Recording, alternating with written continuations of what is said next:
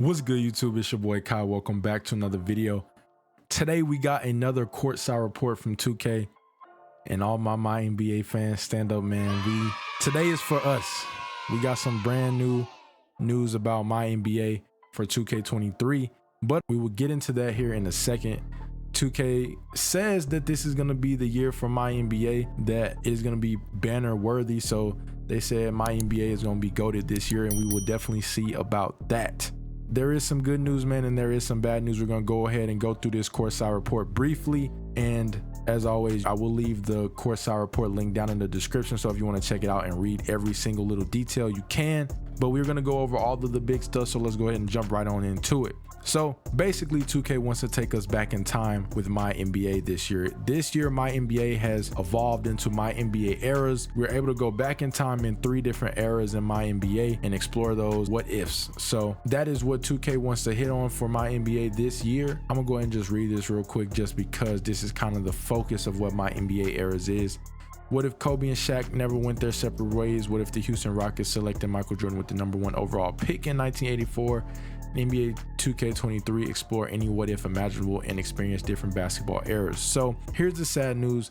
It is only for next gen, PS5, Xbox Series X and S. Sad to say, but that is how it's going to be. Basically, you can read all of this good stuff if you want to. It's just talking about a bunch of what if scenarios that are going on in the league now and some stuff that you can go back and play with in the game mode if you want to.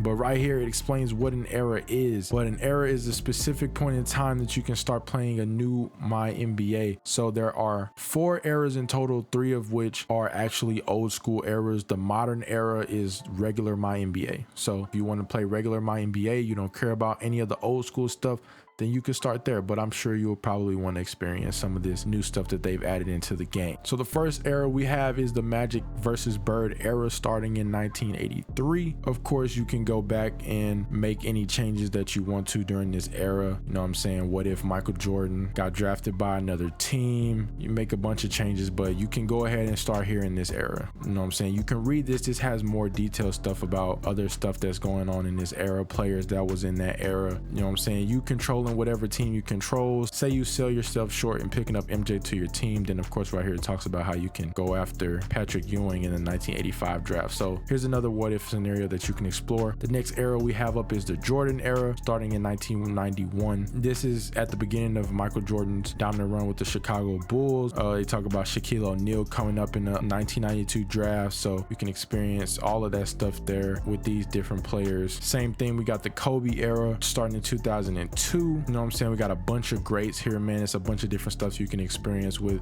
You already know Kobe's era, GOATed. All of these eras are GOATed, but come on now. Anyways, you got big time players, one of the best draft classes in NBA history. You got LeBron, D-Wade, Carmelo, Chris Bosh. You can play around with those players and see what they do. You can change up everything. So everything is in your hands. You can explore a bunch of what if scenarios in the different eras in MyNBA. Here they talk about some details and changes that they've made to kind of make this feel more realistic. So they talk about the courts. Of course, they've added new courts in with the different eras to make everything feel more real and authentic. You know what I'm saying? They've went back and they've added in all of those logos and the actual brandings and stuff that they had back in that time period to make everything feel nice and authentic. You know, here they're talking about uniforms. They got teams old uniforms. They talk about the presentation and the commentary. So here they kind of did the same thing. If you checked out my Jordan Challenge video, I mentioned it, the filter system that they added in there. If you didn't check it out, I put a card up above and you can go ahead and check that out. But if you didn't know, the Jordan Challenge is back. So check that out. If you didn't already, then come back to this video and we'll keep on talking about MyNBA. But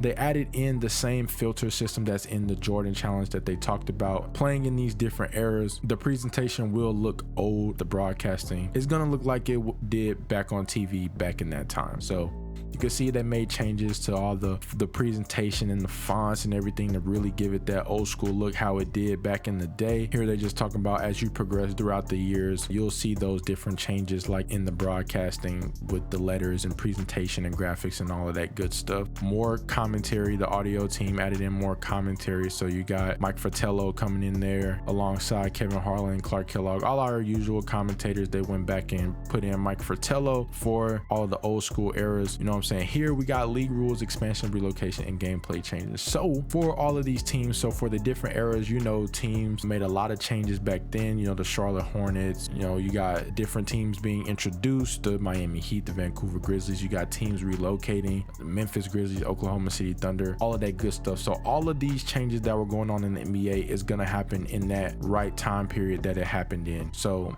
you will see these changes take place during the right time as you're going through the eras. So whatever year it happened, it'll happen for you in the game as well. And that same thing goes for like rebranding, like logos and stuff, teams changing their logos and jerseys and all of that. All of this stuff is going to be updated at the correct time it happened. So you will definitely see those changes. It shows you what historical changes are going on. So they give you the option to change that how you see fit. So if you want to stop OKC from becoming OKC and make them stay the Seattle Supersonics, you could do that. So it tells you what historical change is going to happen. You can accept or decline it, whichever one you want to do. They also have the same thing for the rule changes. So here they talk about hand checking in the Jordan era. If you want that to happen, you can. If you want to disable it, you can do that as well. They talk about the league shifting from zone defenses being illegal to legal, the playoff format changes, all of that different stuff you will have control over. So some cool things that you can play around with. Also, it's going to have that same gameplay authenticity that they talked about in the Jordan challenge. So back in the 80s and 90s, you already know that they fed the big man a lot, and like, you know, just that style of play of back in the day, you'll see that here over in MyNBA with the eras as well. Here's some other little stuff that they talk about, and talk about each era having its own unique menu background. It also talks about the gameplay, you know, teams being focused more on mid-range and feeding the big man, the playbooks and everything, player tendencies, AI, all that stuff is going to be representative of how they played in real life. So they added all of that stuff in there, and they got transition gameplay changes. So of course, back in the 80s and 90s, players weren't running to the corner to spot up and shoot, you know what I'm saying? You'll see all of that stuff in the transition gameplay. They talk about finances growing with each era, logo / team identity. You'll see those historic changes. They got the division realignment, how that occurs automatically and matches historic divisions. And you know what I'm saying, when the time comes, it goes from 4 to 6 divisions, of course. So as you continue throughout the eras, you will see the G League being implemented and social media being implemented, and both at their respective times, because you're not going to go and start off in the 80s and automatically just have the G League and social media for all these old school players. So right here they talk about how they changed the length of the shorts with the players over time. The all-star game jerseys are going to change over time, as they did, you know, with players wearing their own team jerseys all the way up until the present with everybody wearing the same team jersey. They talk about how you'll see the change with the referees, how it went from 2 to 3, and you'll see that at their respective times. Here they talk about some changes with my WNBA and some MyNBA extras. So here they talk about some changes they've made with the WNBA playoff bracket. They talk about WNBA Commissioner's Cup, how the teams can compete for that. They also talk about they revamped team rivalry. So right here, this is a nice cool little feature. So basically teams that have a heated rivalry, you'll see that in the game. So the Bulls and the Pistons, for instance, the games are going to be more physical because those teams had a heated rivalry. So the more heated the rivalry is, the more physical and the more competitive the game is going to be. They talk about how they improved the calendar menu. They've made the calendar bigger, and they added key information that was present in previous years but missing, like team chemistry. The record is also down here in the bottom left. They wanted to make this more comfier and easier to use. They also talk about how they added Eastern and Western Conference Finals MVP as they did this in 2022, so they went ahead and added it in MyNBA. That is the whole rundown of the new MyNBA eras. Let me know what you think down in the comments below. I do wonder if you add a created player in the eras. I wonder, first of all, do they let you add a created player? Because you still can use created rosters and everything in the eras if you want to. You know what I'm saying? They have 2K specific rosters for the eras. So you know what I'm saying, when you do your draft class and all of that stuff, the right players will be in there. But if you add created players in the mix, will they have the same style of play specific to the era that they're playing in? That's one thing that I'm wondering about. But that is the breakdown of the new MyNBA eras. They've added in a bunch of things. Let me know if you like this idea down in the comments. I'm hoping 2K has addressed all the other problems we've been going through in MyNBA, because they claim that MyNBA Eras is going to be a banner year and that it's going to be goated. So hopefully they address those other problems, man, all the small bugs and everything else we've been hoping that we could do in MyNBA. But 2K is some weeks away and we are ready to hop into this new MyNBA game mode and see what it's all about. So let me know down in the comments what you think about the new MyNBA Eras, and as always, I will catch you guys in the next video. Be sure to stay safe out here. Peace.